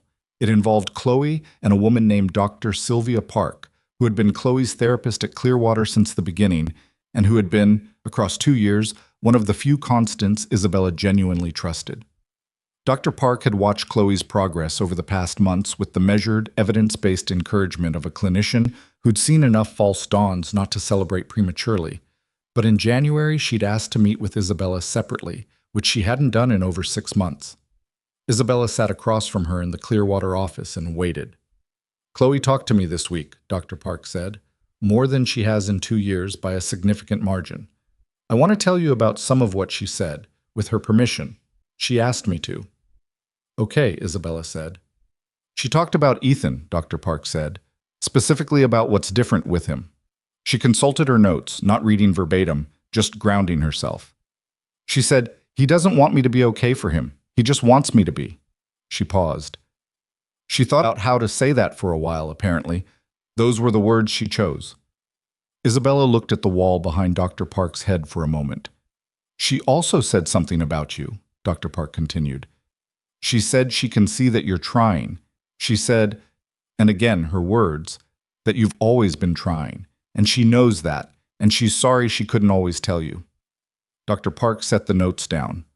"It took her several minutes to say that part. I don't want you to think it came easily, but she wanted you to know it." Isabella's eyes were dry because she'd decided they would be, and she sat with that for exactly the length of time she could manage it. And then she said, in a voice that was nearly steady, Is there something I should say to her?" "She's not expecting anything," Dr. Park said. "She just wanted you to know." She didn't tell Ethan about that session directly, but 2 days later, on a Thursday morning, she pulled him aside while the girls were in the backyard, a rare sunny January day that they were treating as a meteorological event requiring immediate outdoor participation, and told him what Dr. Park had said. She told him Chloe's words, "He doesn't want me to be okay for him. He just wants me to be." Ethan listened without moving. "I wanted you to know," Isabella said. "Not as a report, not as a milestone. You should know what your presence has meant to her. The specific thing." He was quiet for a long moment. Outside, Mia's voice carried through the glass, something urgent and project-related, clearly requiring Chloe's full engineering input. "She figured that out herself," he said finally. "I didn't try to teach her that." "I know," Isabella said. "That's what I mean." He looked at her. The morning light came through the kitchen window at an angle that was unflattering in the way real light is. Shadows in the wrong places, ordinary. And Isabella noticed that she'd stopped seeing him in any calculated way, stopped assessing, stopped trying to construct a complete picture. She just saw him, which was either progress or a different kind of vulnerability, and she'd decided it didn't matter which. "The foundation," she said. "I want to talk to you about something, an idea I've been developing." She'd been working on it for 3 weeks, quietly, in the margins of her regular work. The way she developed things she was serious about, slowly first, letting the concept find its structure, then faster once the structure was solid. "I want to start a foundation, not a charity, a working organization, focused on children navigating emotional trauma and the adults responsible for them. I've been talking to people who know this space, and there's a significant gap in the kind of support that exists, the practical, in-the-room kind. Not just clinical frameworks," he was listening. "I want to offer you a role leading the program development side of it," she said. "Not a ceremonial role, a real one, with real authority over how the work gets done and who does it." She paused.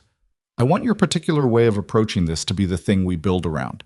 Not because of your military background, because of what you did with Chloe, and why it worked, and the fact that I think you understand something about human recovery that most professionally trained people I've met don't."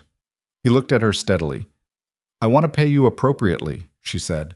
"I want it to be flexible enough to work around your life, Mia, your consulting work, whatever the logistics require. And I want your honest assessment of the idea first. If you think it's wrong-headed, I want you to tell me." A pause. "What kind of scale are you thinking?" he said. "Initially regional, Millhaven and the surrounding counties. 3 to 5 years to build something that can be replicated." She'd done the numbers. She was someone who always did the numbers. "I can fund the startup costs through the company's social investment arm. If it works, we look at external funding." He thought about it. She watched him think about it. The visible processing that she'd learned was how his mind worked. Genuinely, not performatively. He wasn't playing reluctant. He was actually working through it. There are people who've done this work longer than me, he said. Yes. I'd want them involved. I'd expect it. And I'm not a figurehead, he said. I won't do it if it's about putting a Navy SEAL on the letterhead. I know, she said. That's not what this is. How do you know? You haven't built it yet. Because I'm building it around you, she said. Not around what you were, around what you do and why it works. Those are different things. She met his eyes. You told me in the park that you turned your pain into something useful. I'm asking you to make that the structure of something bigger. He looked out the window for a moment. The girls had moved to the far end of the yard and appeared to be examining something in the frozen ground, a discovery of significance, clearly, requiring crouching and pointing. What you said at the diner, he said, not looking at her yet. About hearing me. Yes. I've been thinking about that. So have I, she said. Now he looked at her. I'm not good at the thing people expect, he said. In terms of, I don't do it the way most people do. I don't either, she said. I approach relationships like quarterly reviews, apparently. The corner of his mouth moved. Who told you that? Someone who was right. She paused. I think two people who are bad at this in their own specific ways have a reasonable chance of being bad at it together and arriving somewhere decent anyway. He looked at her for a long moment. The foundation, he said. I'll do it. On the conditions I said. Agreed, she said. And the other thing. He said it carefully. The way he said things he'd decided mattered. I'd like to take you somewhere. Not with the girls. Just. He stopped. Tried again. Dinner or something that isn't this, which is not, I value this, but it's not. Yes, she said, saving him from the sentence which had done its job anyway. Yes. Something shifted in his face, not a transformation, nothing dramatic. Just the small, specific change of a person who has said a difficult thing and had it received. Saturday, he said. Saturday, she said. From the backyard, Mia's voice came through the glass. Dad, Chloe found something. We think it might be a fossil. It's probably a rock, he called back. It could be both, Mia called. Chloe's voice came next, smaller, but clear enough to carry. I looked it up. Rocks can be fossils. Ethan looked at Isabella. She looked back at him. And between them, in the ordinary kitchen light, something that had been forming for months completed its shape. Not a resolution exactly, not anything wrapped up or finished, but a direction. A shared one, arrived at by two people who were both, in their own imperfect and hard-won ways, learning to trust what they reached toward. Outside, in the frozen January yard, Chloe held up the rock that might be a fossil and turned it in her hands, studying it from every angle. The way she studied things she decided were worth understanding. Mia said, Do you think it's old? Chloe considered the question seriously.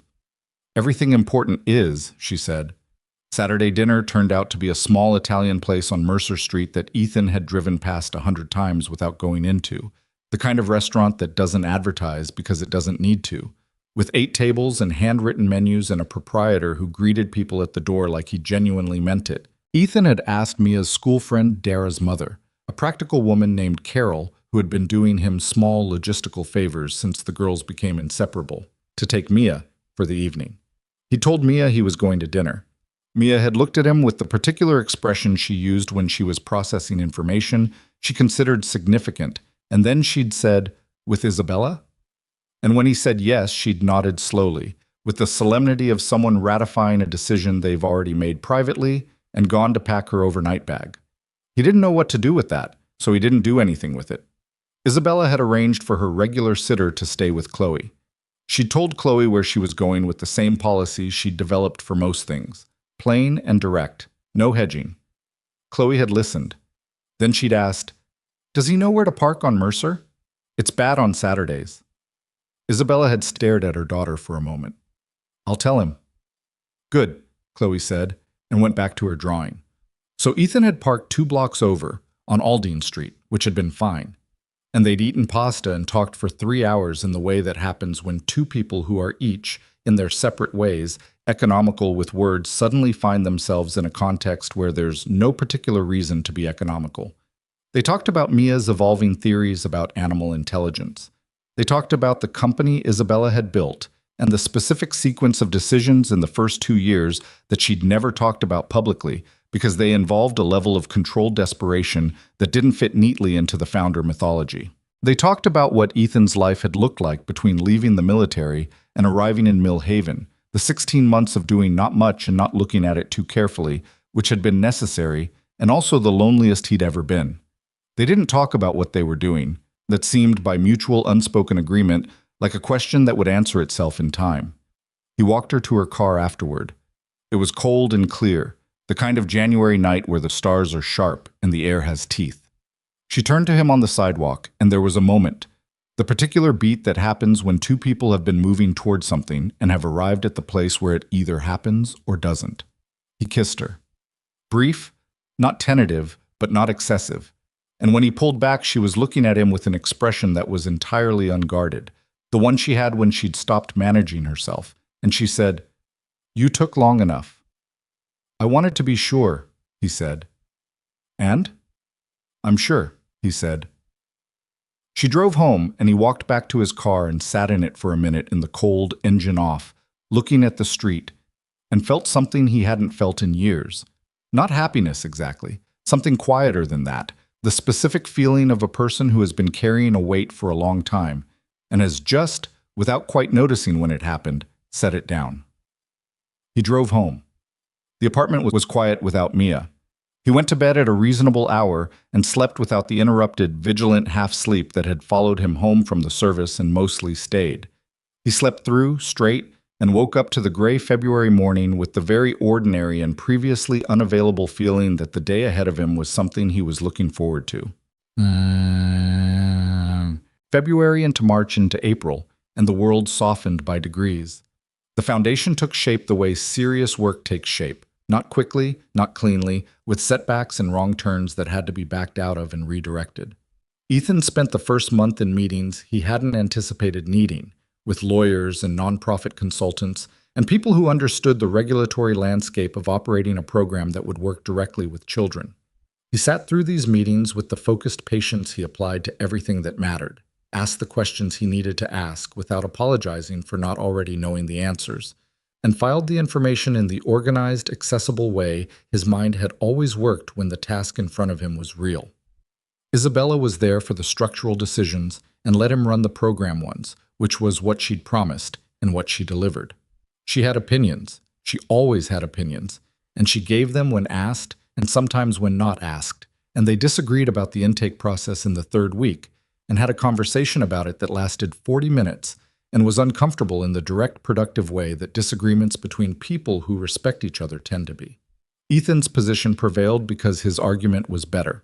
He'd expected her to concede with difficulty. She conceded cleanly, which meant she'd actually been persuaded rather than managed, and he understood something about her from that, the distinction between her ego and her judgment that confirmed something he'd already suspected. He hired carefully. A part-time clinical coordinator named Dr. Wendy Solis, who came from a child trauma background and who had the rare quality of being both technically rigorous and genuinely warm. The two things that usually split between different people.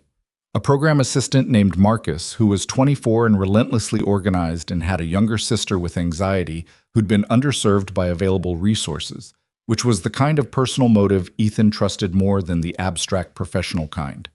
They started small. 6 families in the first cohort, all referred through Clearwater and 2 other area therapy centers, all involving children for whom the existing clinical resources were necessary but not sufficient. The model was simple, which was the whole point. Ethan had spent enough time around systems that complicated themselves until they couldn't function to be militant about simplicity. A consistent adult presence, low pressure, regular contact, activity-based engagement that gave kids something to do together while the actual work happened sideways, the way it always did, the way it had happened with Chloe in a waiting room over a notebook. Trauma, Ethan had come to believe through experience rather than theory, didn't respond to being addressed directly as often as it responded to being quietly outflanked. You didn't go at the wall, you found the door. He talked to families on the first visits himself, always. He explained what they were doing and wasn't overpromising about it. He told them, "This isn't a cure and I can't give you a timeline, And if anyone tells you they have both of those things, be skeptical. What I can tell you is that we'll show up consistently, we'll pay attention, and we'll adjust to your kid rather than asking your kid to adjust to a program. Some of the parents looked relieved by that. Some of them looked uncertain. A few of them cried, which he handled with the same practical steadiness he handled most things, because he understood that crying was not a request for intervention, it was just a pressure valve opening, and the most useful thing you could do for it was be present without making it a problem to solve. Mia came to the foundation's small offices twice a week after school. Ethan hadn't planned for this, but hadn't prevented it either, and it turned out she had a gift for walking into a room with an unfamiliar child and finding the immediate common ground, the shared interest, the thing they could do together in the next 10 minutes. She was 8 years old, and she was better at it than half the adults he knew. He didn't tell her this in those exact terms because he didn't want her to become self-conscious about it. He just thanked her, specifically, for specific things she'd done, and watched her absorb the feedback with the seriousness she applied to things that mattered to her chum. Chloe's recovery was not a straight line either, and this is worth saying plainly because straight lines are what people hope for and what they rarely get, and the gap between the hope and the reality can undo more progress than the difficulty itself. There were days in February when she went quiet again, the old silence, and Isabella would find her sitting in the window seat in her room with her knees up, looking at the yard, not drawing, not reading, just somewhere interior. On those days, Isabella had learned, slowly, at some cost to her instinct to act, to simply knock, ask if she wanted company, and accept either answer without making it mean more than it did. Sometimes Chloe said yes. Isabella would bring tea and sit in the chair near the window, and they'd be in the room together without performing anything, just two people in proximity, which turned out to be what Chloe sometimes needed more than any particular kind of engagement. Once, on a gray February afternoon, Chloe said, not looking at her, looking at the yard, "I was so loud for so long in the car, and nothing came, and then I just stopped." Isabella kept very still. "I knew you were there," Chloe said. "I knew you weren't. I knew it wasn't your fault. I understood that, but knowing didn't stop it from changing something." "I know," Isabella said. "I know it didn't." "I don't blame you," Chloe said. "I want you to know that." Isabella's voice, when she found it, was not entirely steady. "Thank you," she said. "I'm not sure I've known that, not all the way down. Thank you for saying it." Chloe looked at her then, directly, with the clear dark eyes that had always seen more than she let on. "You kept coming," she said. "Even when I couldn't tell you it was helping. You kept coming." "Of course I did," Isabella said.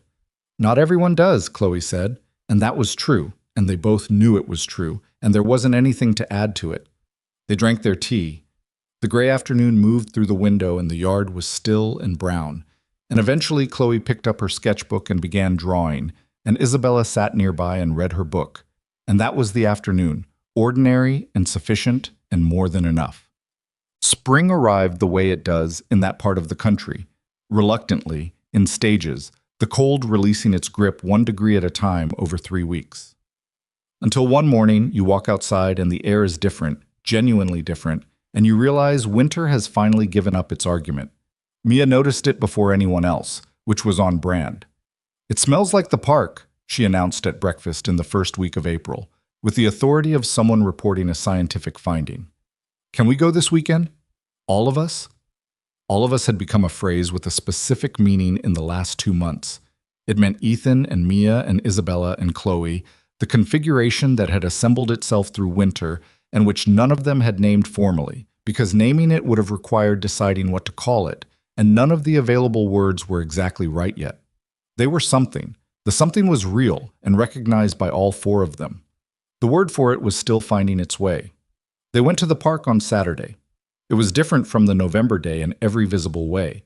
The trees had started greening, people were spread out on the grass with books and dogs, and the particular loosened energy of people who've survived something and emerged on the other side.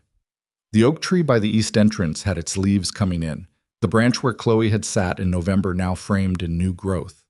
The girls went ahead, same as always, the same reliable dynamic. Mia moved with direction, Chloe moved with attention, taking in the park the way she took in everything she'd decided was worth understanding, thoroughly, at her own pace. Ethan and Isabella walked behind them in the easy, unhurried way they'd developed, close enough that their arms occasionally touched, which neither of them moved away from. Dr. Solis gave me the 3-month report on the first cohort, Isabella said. I read it. It's good. It's a start, he said, which is all 3 months can be. 4 of the 6 families want to continue. The other 2 are transitioning to other resources, which means the model worked for them. They got to where they could use standard channels. That's the goal, he said. We're not trying to be the permanent answer. We're trying to be the thing that gets people to where permanent answers exist. She nodded. The board approved the expansion budget. I know, Marcus told me. He paused. We're going to need another clinical coordinator. Wendy can't carry the load at twice the cohort size. I have 2 candidates. I want to interview them. I assumed, she said, without any edge in it, just the acknowledgement that she'd long since stopped expecting otherwise. They walked for a while without talking. Ahead, the girls had reached the oak tree. Mia was looking at the new leaves with scientific interest. Chloe had her sketchbook out. She brought it everywhere now, a different notebook than the original, which had been filled months ago and lived on her nightstand, and was looking up at the tree with the considering expression she used before she decided something was worth drawing. Can I tell you something? Ethan said. Usually follows that I can, Isabella said. He almost smiled. The first morning I went to Clearwater with Mia. I almost didn't take her there. There was a different practice closer to the apartment. I'd done the research on both, Doctor. Paulson had slightly better reviews. It was worth the extra distance.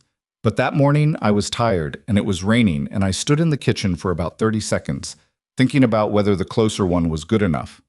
Isabella looked at him. I went to Clearwater because Paulson's reviews were better, he said. That's it. That's the whole thing. He paused, and a kid I'd never seen before was sitting in the corner. Isabella thought about the weight of that, the 30-second kitchen calculation, the rain.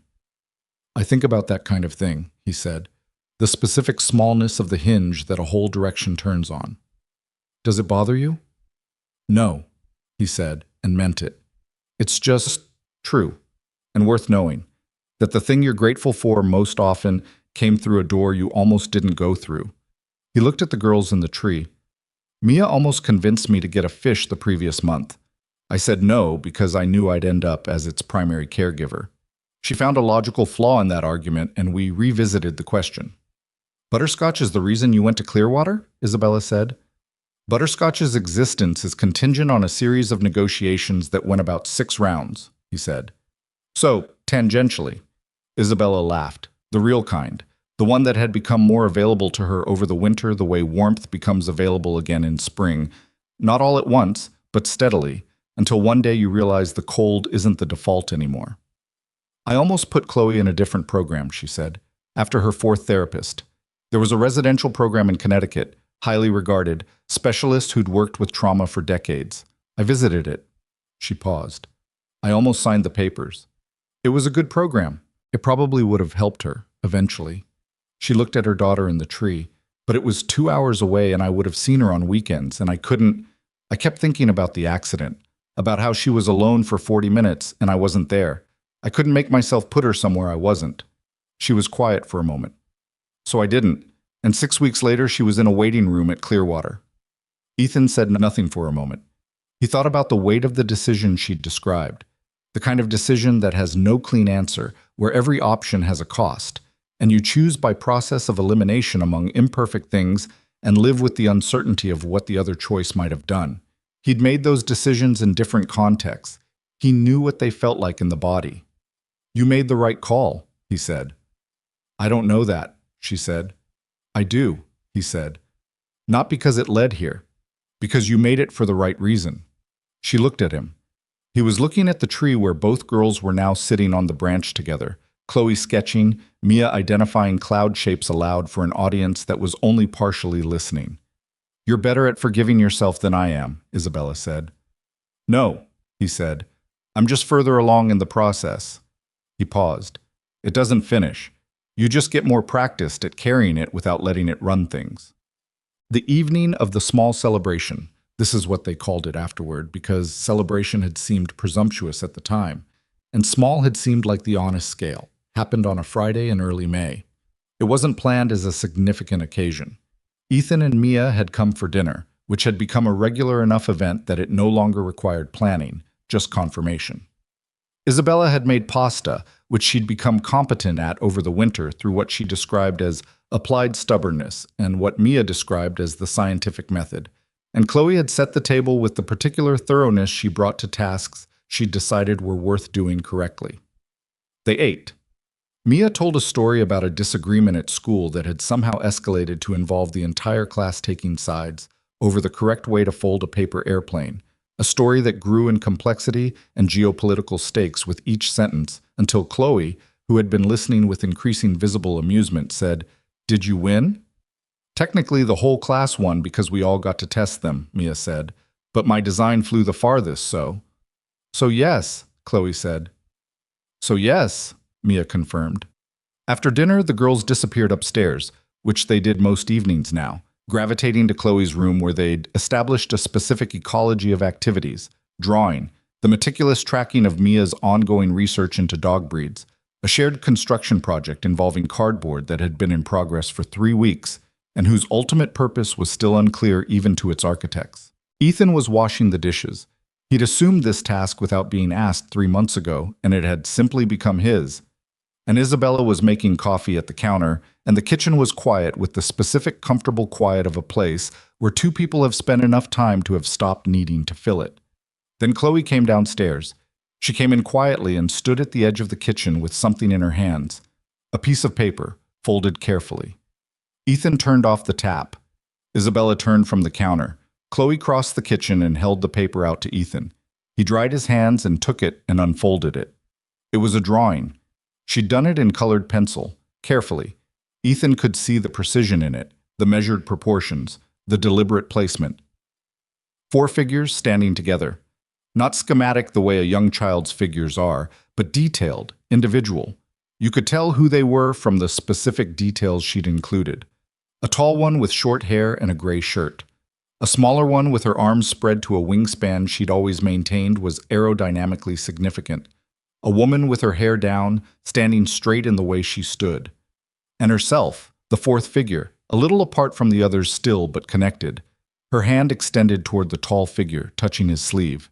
Underneath, in her careful, even handwriting, "Thank you for finding me." Ethan looked at the drawing for a moment. He was not, by nature or by training, a person who displayed emotion in company. He'd worked hard over many years to develop the capacity to experience significant things without the experience registering on his face, because there had been a long stretch of his life when that capacity was necessary for the safety of people around him. The habit had stayed long after the necessity for it, but standing in Isabella's kitchen on a Friday evening in May, looking at a drawing made by a girl who had not spoken or reached or drawn for 2 years before a rainy afternoon in a waiting room, he felt his throat tighten in the involuntary way that bypasses everything you've trained. He folded the paper carefully along its original creases. He looked at Chloe. "Thank you," he said. His voice came out even. Nearly. Chloe looked at him with her clear, direct eyes, the eyes that had always seen more than they let on, that had seen him across a waiting room when most people in that room saw nothing of note, that had decided over a terrible paper cup of coffee and a bad drawing of a dog with a hat that maybe there was something in the room worth seeing. "You sat down," she said, simply. "I did," he said. "Nobody else did," she said. Not with bitterness. Just as a fact, examined and understood and filed under things that are true about the world that you can either let define you or not. "No," he said. "I know." She looked at him for another moment. Then she turned and went back upstairs, and they heard the door of her room open and close, and Mia's voice carrying through the ceiling in a question about the cardboard project. Isabella was standing at the counter with both hands wrapped around a coffee cup she hadn't filled yet. Her eyes were wet, plainly and without any attempt to manage it, which told him how far she'd come from the composed, controlled woman who had pressed her eyes dry in her kitchen 3 months ago and turned around steady. He crossed the kitchen and stood beside her, not dramatic about it, just present, which was the thing he knew how to do best. After a while, she said, "She's going to be okay." He thought about the word okay and what it actually contained, the years it would take to fully fill it, the work that wasn't done yet, and would require more time and patience and more imperfect days where the progress went sideways. He thought about what he knew about recovery from the inside, the thing nobody tells you, which is that it isn't a destination you get to and then rest. It's a practice, like anything that matters, something you keep doing in order to keep being it. Yeah, he said. She is. He reached over and held her hand on the counter, and she turned hers to hold his back, and they stood there while the kitchen went dark around them as the evening came in through the window, and neither of them moved to turn on a light for a long time because neither of them needed one just yet. There is something worth saying about what happened in that house over 7 months, and it is this. Nothing that occurred was clean or certain or free of cost.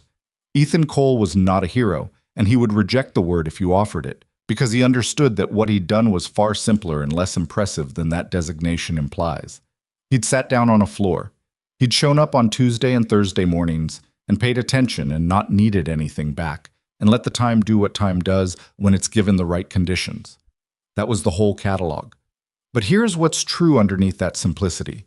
The ability to sit down on a floor next to someone suffering and not flinch, not fix, not make it about demonstrating your own capacity for empathy. That is not actually simple. Most people can't do it.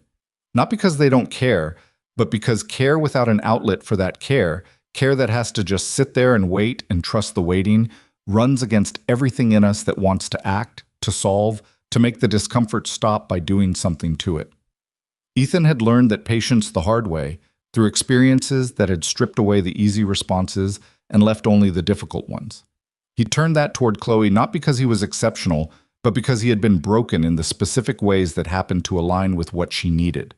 That alignment was not a plan. It was an accident of timing and one man's decision to drive the extra distance to a therapy center with better reviews.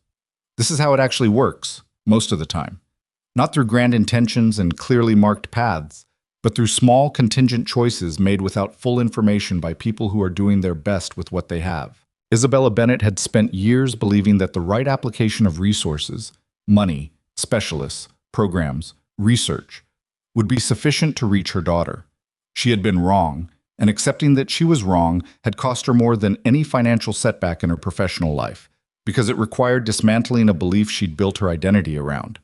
That competence and effort, applied with sufficient intensity, could solve most things. Some things don't respond to intensity. Some things respond only to patience and presence, which are different operations entirely, and which require you to give up control in ways that feel, to a person like Isabella, almost physically difficult. She gave it up. Gradually and imperfectly and with backsliding, but she gave it up. That was its own kind of courage, the quieter kind that doesn't look like much from the outside. And Chloe, who had spent 2 years learning that calling out into silence was a cost with no return, and who had slowly, one increment at a time, revised that equation. Chloe was the proof that the thing people want most, underneath all the other things, is simply to be found. Not rescued, not fixed. Found. Seen, in the specific way that means, I looked and you were there and I'm not going to pretend otherwise. She'd been found in a waiting room. She'd done the finding too, which is the part that gets overlooked in these stories. She had looked at a man sitting on a floor and decided he was worth the risk of the blue pencil. She'd done that herself, out of what remained of the trust she hadn't entirely been able to eliminate even across 2 terrible years. The capacity had always been there. It just needed someone to sit still long enough for it to activate. In June, they got the dog. Mia's research had been thorough and ongoing for months, and the recommendation? A 3-year-old rescue mutt of indeterminate breed, from the county shelter, calm-tempered and already house-trained, was so well-sourced and logically presented that neither Ethan nor Isabella had found a genuine counter-argument. His name, per prior collective agreement, would be decided upon meeting him. They went on a Saturday, all 4 of them. The shelter was loud and warm and smelled like the industrial cleaning product that couldn't quite cover the smell underneath it. Mia went through the introduction process with the volunteers with the systematic approach of someone who had studied for this. Ethan filled out the paperwork. Isabella stood slightly back and let the girls do what they were going to do. Chloe was the one who found him. He was in the 3rd room, a brown and white dog of medium size with one ear that stood up and one that didn't, and he was sitting at the gate of his kennel with a patient, attentive expression, watching the people who came past with equitable interest. Not jumping, not demanding attention, just watching. Chloe stood in front of his kennel for a moment. The dog looked at her. His tail moved once. She put her fingers through the gate. He sniffed them and then rested his chin on them, gently, and just stayed there. "This one," she said. Nobody argued. He was in the car before anyone had formally agreed to anything, which was how it tended to go with significant decisions when all four of them were involved. The conclusion arrived before the deliberation finished, because the right answer was obvious enough that the discussion was mostly formality. Mia named him Copernicus on the drive home, citing his habit of watching everything in the room before moving, which she described as a scientist's quality. Chloe said Copernicus was a lot of name for a dog with one crooked ear. Mia said great names didn't have to match the container. Chloe thought about this and said fair, and Copernicus, in the back of the car between the girls, put his head on Chloe's knee and went to sleep. Ethan drove. Isabella was in the passenger seat. He could see the girls and the dog in the rearview mirror, and he didn't comment on what he was seeing because it didn't require comment. Some moments are complete in themselves. At a red light, Isabella reached over without preamble and put her hand on his arm, and he looked at her sidelong, and she wasn't looking at him. But she was smiling. The unguarded kind. The kind she'd stopped trying to manage. He put his hand over hers. The light changed, and he drove, and behind them Millhaven moved past the windows, and the dog slept in the back between the girls, and none of them knew exactly what the next year would look like, or how many more imperfect days would need to be sat through, or what forms the difficulty would take when it inevitably came again. They didn't know. Nobody ever does. What they had was the car, and the dog, and the road going forward, and each other. For now, that was everything.